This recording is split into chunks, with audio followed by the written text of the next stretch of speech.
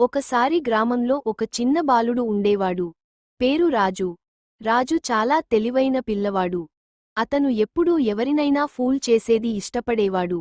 ఒకరోజు అతను తన అమ్మకు చెప్పాడు, అమ్మా, నేను సరి అయిన టమోటా తీసుకురానున్నాను. అమ్మ, బాగుంది, తీసుకురా. రాజు మార్కెట్కు వెళ్ళి టమోటా బదులుగా ఎర్రబంతిని తీసుకువచ్చాడు. అమ్మ ఆశ్చర్యంగా అడిగింది, రాజూ, ఇది టమోటా కాదు కదా? రాజు నవ్వుతూ చెప్పాడు, అమ్మా, ఇది టమోటా, కానీ కొత్త వెరైటీ. దీనిని ఎర్రబంతి అంటారు. చాలా రుచిగా ఉంటుంది. అమ్మ నవ్వకుండా ఉండలేకపోయింది. ఇలాంటి టమోటా అమ్మగానే నీవు అని అంది. ఇలా రాజు తన చిన్న చిన్న జోకులతో గ్రామాన్ని నవ్వులతో నింపేవాడు.